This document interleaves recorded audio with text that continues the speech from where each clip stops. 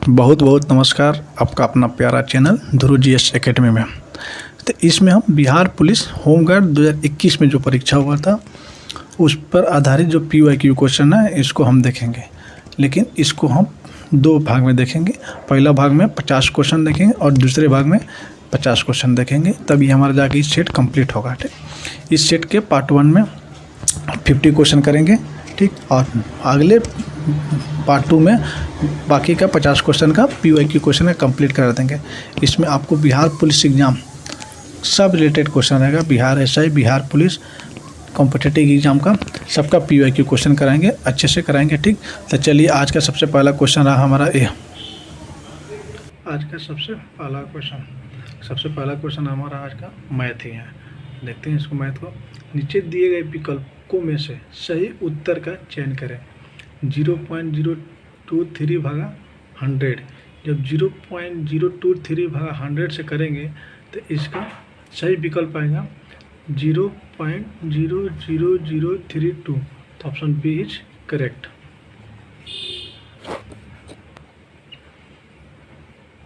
Question number 2, Bharat का अंतिम मुगल शासक कौन था? तो भारत का अंतिम मुगल शासक बहादुर शाह जफर था। बहादुर शाह जफर द्वितीय, यानी बहादुर शाह जफर 2। ऑप्शन ए शाहजहां नहीं, ऑप्शन बी बहादुर शाह जफर द्वितीय। ठीक, तो भारत का अंतिम मुगल शासक बहादुर शाह जफर द्वितीय था। ठीक, क्वेश्चन नंबर 3, किस वस्तु का मूल्य निर्धारित होता है? किस वस्तु का मूल्य निर्धारित होता है? ऑप्शन ए पूर्ति के द्वारा, ऑप्शन बी मांग के द्वारा, ऑप्शन सी मांग एवं पूर्ति दोनों के द्वारा, या ऑप्शन डी सरकार द्वारा। तो किसी वस्तु का मूल्य निर्धारित होता है मांग एवं पूर्ति दोनों के द्वारा। तो option C is correct. Question number 4, रासायनिक दृष्टि से रेशम है। रासायनिक दृष्टि से देखा जाए तो रेशम क्या है? एक प्रोटीन है, या लाइपोप्रोटीन है, या पॉलीकार्बोहाइड्रेट है, या वसा है। वसा को लिपिड भी बोल सकते हैं। तो रासायनिक दृष्टि से देखा जाए तो रेशम एक प्रोटीन है। Option A is correct. Question number 5, भारतीय संविधान सभा के प्रारूप समिति के अध्यक्ष कौन थे? भारतीय संविधान सभा के प्रारूप समिति के अध्यक्ष कौन थे? Option A Purushottam Das Tandon, option B doctor Bhimrao Ambedkar, option C Jawaharlal Nehru, या option D doctor Rajendra Prasad. तो भारतीय संविधान के सभा के प्रारूप समिति डॉक्टर भीमराव अंबेडकर थे। Option B is correct. Question number 6, Pilani निम्न में से किस प्रकार का नगर है? पिलानी निम्न में से किस प्रकार का नगर है? पर्यटन नगर, ऑप्शन बी प्रतिरक्षा नगर, ऑप्शन सी पतन नगर, या ऑप्शन डी शैक्षिक नगर। तो पिलानी निम्न से किस प्रकार का नगर है? तो पिलानी एक शैक्षिक नगर है। Option D is correct. Question number 7, अर्थव्यवस्था में सर्वाधिक विस्तारवादी आय प्रभाव किस प्रकार की बजट नीति रखती है? ऑप्शन ए सरकारी व्यय में वृद्धि एवं कर में वृद्धि, ऑप्शन बी सरकारी व्यय में वृद्धि एवं कर में कटौती, ऑप्शन सी सरकारी व्यय में कटौती एवं कर में वृद्धि, ऑप्शन डी सरकारी व्यय में कटौती एवं कर में कटौती। तो इकोनॉमिक्स का क्वेश्चन है। आप लोग इसका आंसर कमेंट बॉक्स में ज़रूर कमेंट कीजिएगा। जिसका सही उत्तर होगा उसको तैयारी समझिए, बहुत अच्छे लेवल से चल रहा है। ठीक, और जिसका अगर क्वेश्चन में गलती हो गया तो थोड़ा इसको प्रयास कीजिएगा अच्छे से करने के लिए, क्योंकि इकोनॉमिक्स का क्वेश्चन है, थोड़ा ट्रिकी क्वेश्चन है। ठीक, इसीलिए आपको इसका आंसर कमेंट बॉक्स में ज़रूर बताना है।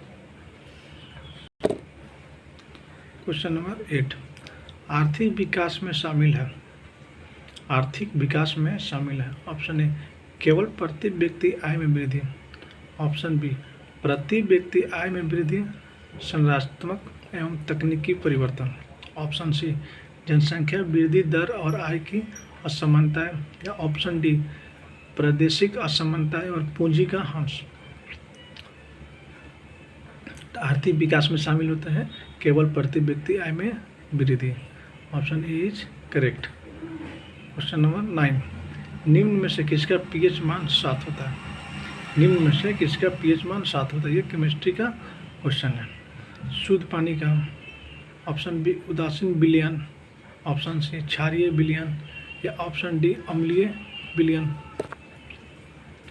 तो इनमें से पीएच का मान 7 होगा उदासीन विलयन का। Option B is correct. Question number 10, इनमें से कौन सा लौह इस्पात कारखाना समुद्र तट पर स्थित है? लौह इस्पात कारखाना समुद्र तट पर स्थित है। Option A Salem, option B Vijayanagar, option C Visakhapatnam, या ऑप्शन डी दुर्गपुर। लौह इस्पात कारखाना समुद्र तट पर विशाखापट्टनम स्थित है। तो ऑप्शन सी इज करेक्ट। अब देखिए मैथ का क्वेश्चन है, क्वेश्चन नंबर 11। क्वेश्चन नंबर 11 का, अगर एक फ़ोन जो 4,000 रुपये की कीमत की थी, जिससे 3,200 रुपये में बेच दिया गया, तो छूट की दर क्या है? एक फ़ोन की कीमत 4,000 है और उससे 3200 में बेच दिया गया, तो छूट की दर क्या है? तो इसका हम आपको आंसर बता दे रहे हैं, आप इसको प्रॉपर तरीक़ा से सोल्व कीजिएगा। सोल्व नहीं होगा उसके बाद कमेंट कीजिएगा, हम ज़रूर इसको सोल्व करके आप लोगों को। तो इसमें छूट की दर 20% होगी। Option D is correct. Question number 12, देखिए बिहार पुलिस में, बिहार होमगार्ड में क्या क्वेश्चन पूछा गया है? इतना इजी क्वेश्चन पूछा गया है। कार्बन, जिसका सिंबल होता है सी, कार्बन की संयोजकता क्या होती है? इससे भी साधारण क्वेश्चन हो सकता है क्या कंपटीशन एग्जाम के लिए? इससे भी साधारण क्वेश्चन नहीं हो सकता भाई मेरे, ये सबसे लो लेवल का क्वेश्चन है। कार्बन की संयोजकता पूछ रहा है आपको बिहार होमगार्ड पुलिस में। तो ऑप्शन ए 12 होगी, या ऑप्शन बी 4 होगी, या ऑप्शन सी 6 होगी, या ऑप्शन डी 2 होगी। तो कार्बन की संयोजकता डायरेक्ट होगा ऑप्शन बी 4 होती है। Option B is correct. Question number 13, change the following sentence from active to passive. इसमें एक्टिव टू पैसिव चेंज करना है। The government has called out troops, the government has called out troops, इसका passive बनाना है। तो इसका passive होगा troops has been called out by the government, troops has been called out by the government. तो option B is correct. Active to passive बनाना था, ये इंग्लिश का क्वेश्चन है।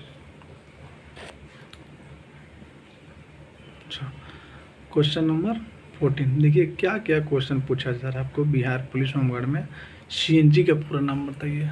हे भगवान, इससे भी खराब क्वेश्चन हो सकता है क्या? सीएनजी का फुल फॉर्म पूछ रहा है। सीएनजी का डायरेक्ट हम लोग को याद है कंप्रेस्ड नेचुरल गैस। तो देखिए इसमें क्या कह दिया है, स्वच्छ प्राकृतिक गैस, क्लीन नेचुरल गैस। वाह वाह, क्या ऑप्शन है। कोल प्राकृतिक गैस, आहा मन खुश कर देगा। संपीड़ित प्राकृतिक गैस, कंप्रेस्ड नेचुरल गैस। तो option C is correct. CNG का फुल फॉर्म होता है, या सीएनजी का पूरा नाम होता है संपीड़ित प्राकृतिक गैस, यानी compressed natural gas. Question number 15, भारतीय संस्कृति की प्रमुख विशेषता क्या है? भारतीय संस्कृति की प्रमुख विशेषता क्या है? सांप्रदायिकता, या असहिष्णुता, या आधुनिकता, या साम्राज्यवाद। तो भारतीय संस्कृति की प्रमुख विशेषता है सहिष्णुता, सहिष्णुता। Option B is correct. Question number 16, प्रति वर्ग किलोमीटर में रहने वाले लोगों की संख्या को क्या कहते हैं? प्रति वर्ग किलोमीटर में रहने वाले लोगों की संख्या को क्या कहते हैं? घनत्व, प्रवास, जन्म दर, या मृत्यु दर। तो प्रति वर्ग किलोमीटर में रहने वाले लोगों की जनसंख्या को घनत्व बोलते हैं। ऑप्शन ए इज करेक्ट, घनत्व बोलते हैं। क्वेश्चन नंबर 17, भारत में सहकारी दूध उत्पादन का आंदोलन कहाँ से शुरू हुआ था? भारत में दूध उत्पादन का आंदोलन कहाँ से शुरू हुआ था? भारत में सहकारी दूध उत्पादन का आंदोलन कहाँ से शुरू हुआ था? Option A Gujarat, option B Punjab, option C Maharashtra या ऑप्शन डी उत्तर प्रदेश। तो दूध उत्पादन का आंदोलन गुजरात से शुरू हुआ था। Option A is correct, Gujarat. Question number 18, कौन सा अधातु विद्युत का सुचालक है? कौन सा अधातु विद्युत का सुचालक है? ऐसे ऐसे क्वेश्चन पूछे गए हैं। बिहार होमगार्ड पुलिस का है भाई, देख लो। ग्रेफाइट, सल्फर, फास्फोरस या क्लोरीन। तो अधातु विद्युत का सुचालक है graphite. Option A is correct. Question number 19, Hindu Mahasabha के संस्थापक कौन थे? हिंदू महासभा के संस्थापक कौन थे? Option A Pandit Madan Mohan Malviya, option B Subhash Chandra Bose, option C Bhagat Singh या इनमें से कोई नहीं। ऑप्शन डी इनमें से कोई नहीं। तो हिंदू महासभा के संस्थापक थे Pandit Madan Mohan Malviya. Option A is correct. Question number 20, Gandhi ji ने अहमदाबाद से दांडी की यात्रा किस लिए की थी? गांधी जी अहमदाबाद से दांडी की यात्रा किस लिए की थी? असहयोग आंदोलन के लिए, नमक कानून को तोड़ने के लिए, इरविन से समझौता करने के लिए या इनमें से कोई नहीं। तो गांधी जी अहमदाबाद से दांडी यात्रा इसलिए किए थे क्योंकि नमक कानून को तोड़ना था उनको। तो ऑप्शन बी इज करेक्ट, नमक कानून को तोड़ने के लिए। क्वेश्चन नंबर 21, क्वेश्चन नंबर 21, जिसको सिद्ध करने के लिए अन्य प्रमाण की जरूरत न हो, वाक्यांश के लिए एक शब्द। जिसको सिद्ध करने के लिए अन्य प्रमाण की जरूरत ना, उसको एक शब्द में क्या बोलते हैं? अप्रमाण, असिद्ध, प्रमाणित या स्वयं सिद्ध। जो जिसको सिद्ध करने के लिए अन्य प्रमाण की आवश्यकता नहीं पड़ती है, जरूरत नहीं पड़ती है, उसको स्वयं सिद्ध कहते हैं, स्वयं सिद्ध बोलते हैं। Option D is correct. Question number 22, तुम मुझे खून दो मैं तुम्हें आज़ादी दूंगा, नारा किसने दिया था? ये भी देखिए, यानी कहने का मतलब अभी तक जितना क्वेश्चन देखे लगभग 22 क्वेश्चन, उसमें हिस्ट्री से देखा जाए तो जितने भी क्वेश्चन आए हैं 2-3 सब मॉडर्न हिस्ट्री से आ रहे थे। इसका मतलब कहीं ना कहीं मॉडर्न हिस्ट्री की तरफ जो परीक्षा लेने वाले हैं, कहीं ना कहीं उनको मॉडर्न हिस्ट्री की तरफ आप लोग के लिए अग्रेसित करना है। तो इसीलिए सबसे पहले देखिए, सबसे पहले आपको मॉडर्न हिस्ट्री पे पकड़ बनाना पड़ेगा। जैसे आप बिहार पुलिस के दीजिएगा या बिहार SI, बिहार दरोगा के दीजिएगा, तो उसमें अधिकतम क्वेश्चन मॉडर्न हिस्ट्री के ही आते हैं। कम से कम 4 से 5 मॉडर्न हिस्ट्री, 1 से 2 एंशिएंट, 1 से 2 ही मिडाइवल। तो इससे अच्छा है कि हम दो क्वेश्चन के लिए पूरा एंशिएंट और पूरा मिडाइवल पढ़ें। तो क्यों नहीं हम सबसे पहले मॉडर्न हिस्ट्री को ही पढ़ लें? कम से कम 4 से 5 क्वेश्चन मेरा सिक्योर होगा ना। और मॉडर्न हिस्ट्री बहुत ही इंटरेस्टिंग टॉपिक है। पूरा जितना भी टॉपिक है इंटरेस्टिंग टॉपिक है। और वहीं मिडाइवल हिस्ट्री है, थोड़ा कन्फ्यूजन वाला है, रटने वाला है। तो इसीलिए सबसे पहले आप मॉडर्न हिस्ट्री को तैयार कीजिए।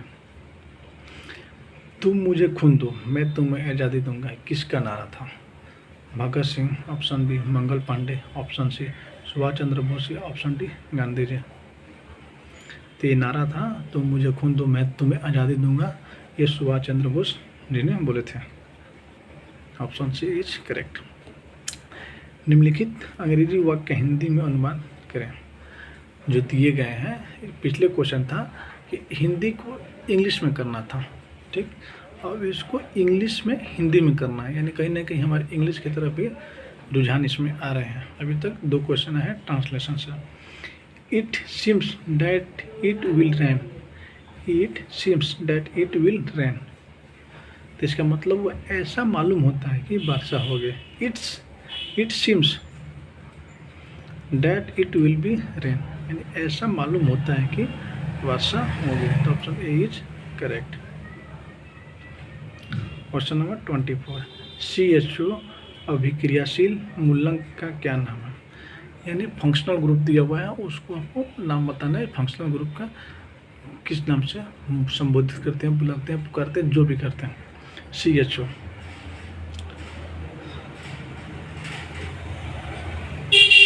को अल्डिहाइड, कीटोन, अल्डिहाइड। CHO को ईथर नहीं, अम्ल नहीं, अम्ल तो एसिड हो गया, कीटोन नहीं, अल्डिहाइड को, CHO को अभिक्रियाशील का मूलक नाम है। क्वेश्चन नंबर 25, आदेश की अवहेलना वाक्यांश के लिए सही शब्द है।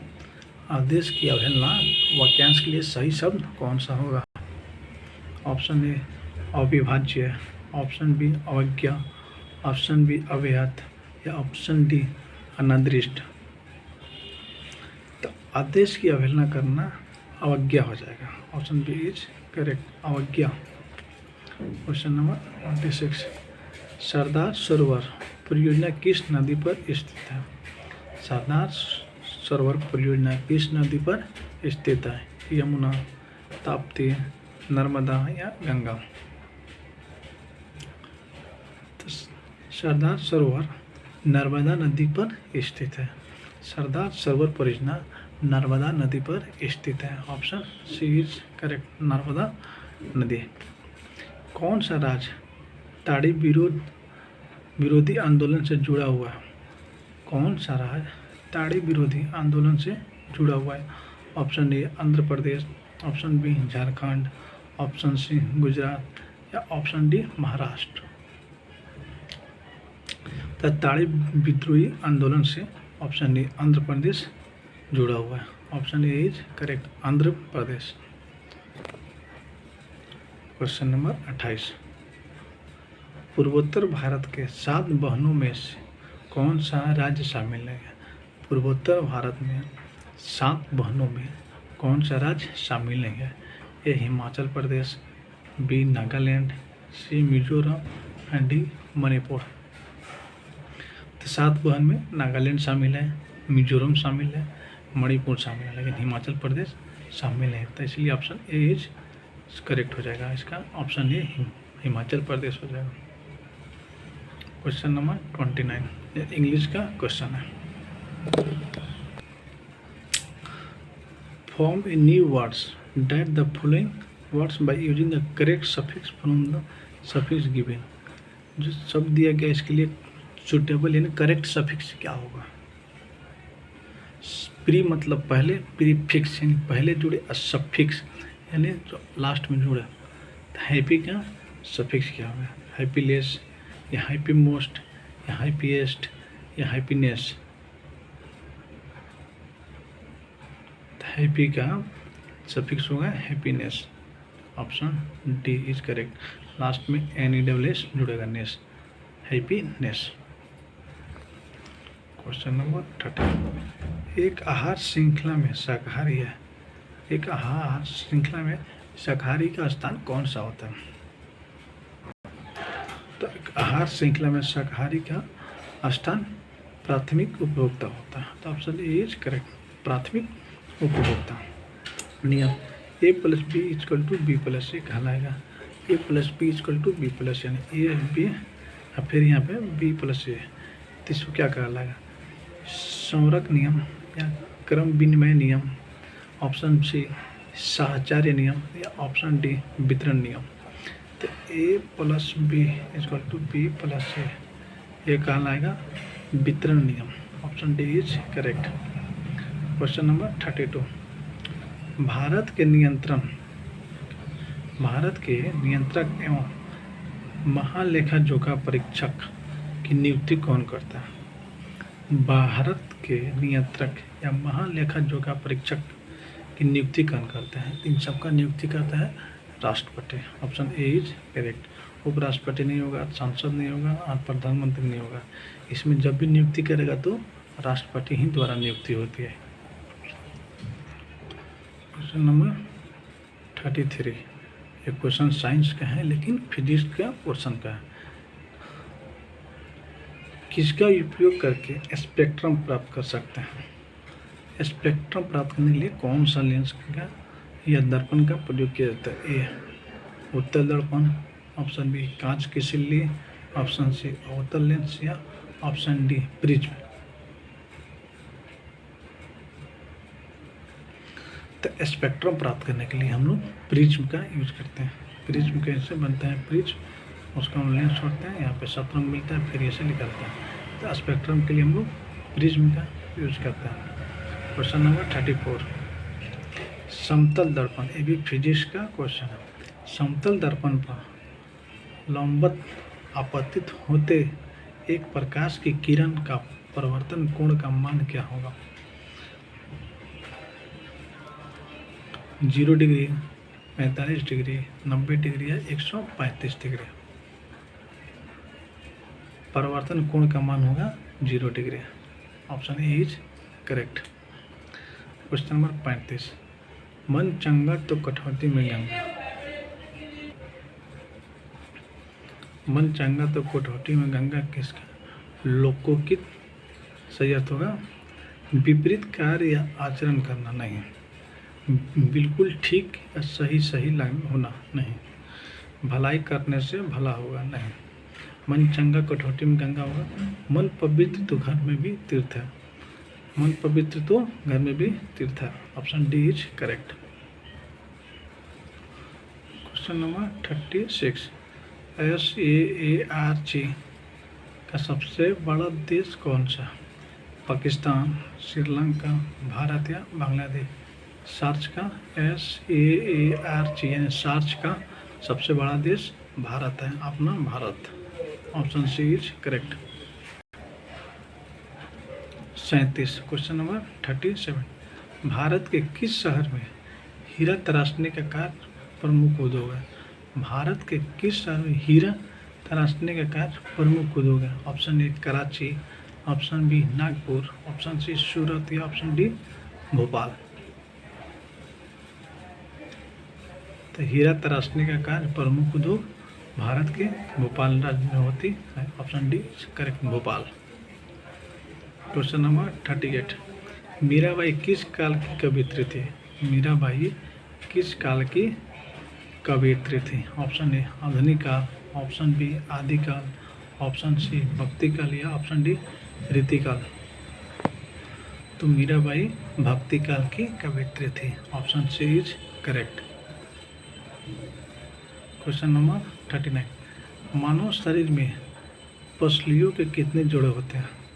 मानव शरीर में पसलियों कितने जोड़े होते हैं? ऑप्शन ए 12 जोड़े, ऑप्शन बी 13 जोड़े, ऑप्शन सी 14 जोड़े या ऑप्शन डी 15 जोड़े।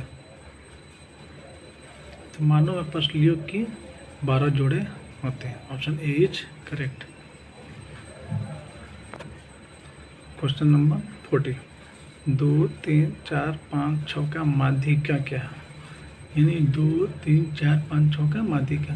तो माध्यिका जब भी निकालना हो तो देखते हैं सबसे पहले इसमें बीच वाले अंक होगा 4, बीच वाला अंक हो जाएगा 4। तो इसका फार्मूला होता है n+1/2। तो इसमें n का वैल्यू 4 रखेंगे, 4, 1, 5 बाई 2।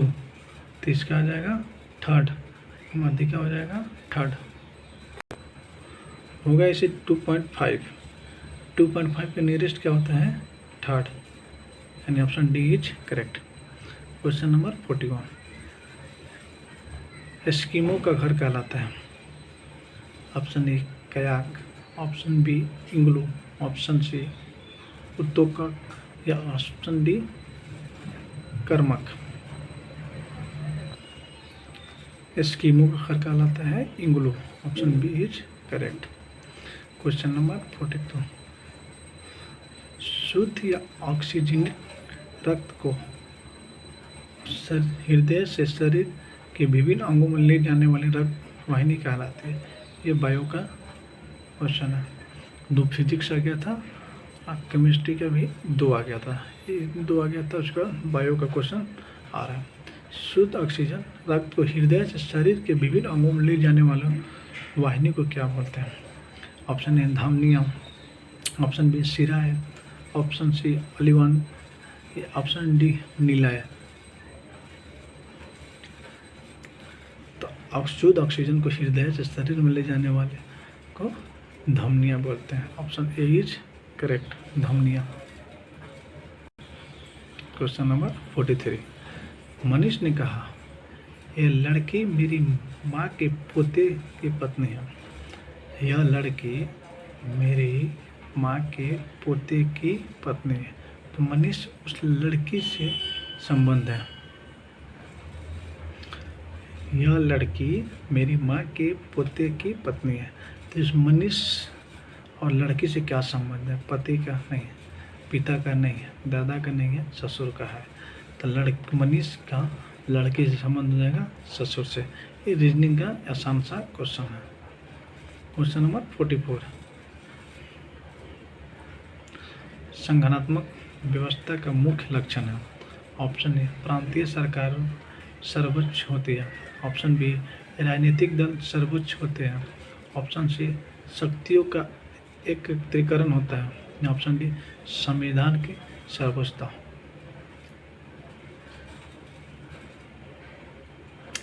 संगठनात्मक व्यवस्था की मुख्य लक्षण होती है प्रांतीय सरकारें सर्वोच्च होती है। Option A is correct. Question number 45, ये भी मॉडर्न हिस्ट्री से है। तो मॉडर्न हिस्ट्री से हमारा तीसरा नंबर क्वेश्चन था। 2 पहले कर चुके हैं, एक ही 3 नंबर। प्रधानमंत्री लाल बहादुर शास्त्री ने किस समझौते पर हस्ताक्षर किया था? भारत पाक समझौता, तस्कंद समझौता, शिमला समझौता या सिंधु नदी समझौता। तो लाल बहादुर शास्त्री जी ने तस्कंद समझौता पर हस्ताक्षर किया था। Option B is correct. Question number 46। नदियाँ एवं पर्वतों को क्या कहते हैं? नदियाँ एवं पर्वतों को क्या कह सकते हैं? ए राष्ट्रीय पूंजी, ऑप्शन बी राष्ट्रीय धन, ऑप्शन सी वास्तविक पूंजी, ऑप्शन डी अंतर्राष्ट्रीय पूंजी। नदियों और पर्वतों को राष्ट्रीय धन कहा सकते हैं। Option B is correct. Question number 47। सर्वोच्च न्यायालय के न्यायाधीशों को पदच्युत किया जा सकता है। सर्वोच्च न्यायालय के न्यायाधीशों को पदच्युत किया जा सकता है राष्ट्रपति के मुख्य न्यायाधीश द्वारा, प्रधानमंत्री द्वारा, सदन के दोनों सदनों द्वारा या लोकसभा द्वारा। तो सर्वोच्च न्यायालय के न्यायाधीशों को सदन के दोनों सदनों द्वारा पदच्युत किया जा सकता है। Question number 48। बजट की अवधि होती है। बजट की अवधि कितने वर्ष की होती है? ऑप्शन बी वार्षिक, ऑप्शन बी 2 वर्ष, ऑप्शन सी 4 वर्ष, ऑप्शन डी 6 वर्ष। तो बजट की अवधि वार्षिक होती है। हर एक साल बजट की चेंज होते रहती है, हर एक साल बजट पेश किया जाता है। Question number 49। राजकोषीय नीति का संबंध है। राजकोषीय नीति का संबंध है। ऑप्शन ए सरकारी राजस्व और व्यय से, ऑप्शन बी मुद्रा आपूर्ति प्रबंधन से, ऑप्शन सी ए और बी दोनों से, या ऑप्शन डी उपयुक्त में से कोई नहीं।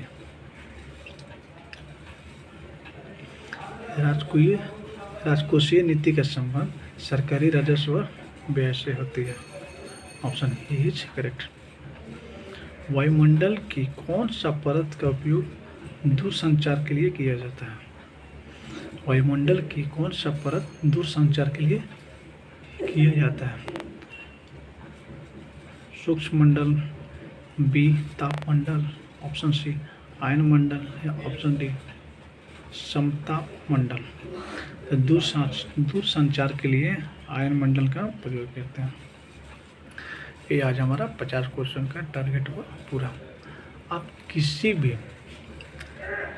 भी कम्पिटिटिव एग्जाम का तैयारी कर रहे हैं तो आप ये ज़रूर सीरीज़ को ज्वाइन कीजिएगा, देखिएगा। गलत होगा, आपको लगे कि क्वेश्चन गलत है तो कमेंट कीजिएगा, भैया ये क्वेश्चन नंबर गलती है, कृपया आप इसको रिव्यू करके आंसर फिर से बताया जाए। तो हम उसका आंसर ज़रूर बताएंगे, बिल्कुल बताएंगे आप लोग को। प्लीज़ आप लोग कमेंट कीजिएगा, क्वेश्चन कोई गलती हो, ऑप्शन कोई गलत बता दिए हम तो आप लोग ज़रूर कमेंट कीजिएगा। ये क्वेश्चन बिहार पुलिस होमगार्ड का PYQ क्वेश्चन था जो अभी हम कराएं। इसका हम 50 क्वेश्चन करा चुके हैं, 50 क्वेश्चन हम प्रयास करेंगे कल। ऐसे ही छोटा पैकेज में हम बनाएंगे। तो एक समय ऐसा आएगा कि हमको लगेगा कि हाँ पूरा मेरा GK GS सब कुछ कंप्लीट हो गया, हम एग्ज़ाम में बैठने के लायक है। उस समय आपको फील आएगा नहीं अब हमको लगता है कर सकते हैं, कर लेंगे। जिनका भी है इस बार बिहार पुलिस में नहीं एग्जाम हो रहा है, क्लियर नहीं कर पा रहे हैं, कटअप नहीं पार कर पा रहे हैं, तो बिल्कुल भी निराश नहीं होइएगा। क्या कि आप पढ़े उतना ही है, मेहनत उतना ही किए हैं, बस आपको छोटा सा गलती किए हैं, टेस्ट नहीं दिए होंगे और समय पे अपने आप को रिव्यू नहीं किए होंगे। टेस्ट जब भी दीजिए उसका फुल एनालिसिस कीजिए, क्वेश्चन कहाँ से आया है, किस टॉपिक से है, हमको एक टॉपिक आ रहा है कि नहीं आ रहा है, इस टॉपिक से संबंधित कितने क्वेश्चन पूछे जा सकते हैं, ये सब आपको ज़रूर देखना चाहिए। ठीक, अगर आपको किसी भी प्रकार की इंक्वायरी हो, कुछ भी हो, तो आप हमें कमेंट बॉक्स में अपना राय ज़रूर दीजिएगा, हम उसको प्रयास करेंगे जल्द से जल्द समाधान करने के लिए। Thank you so much, love you all, bye bye, take care.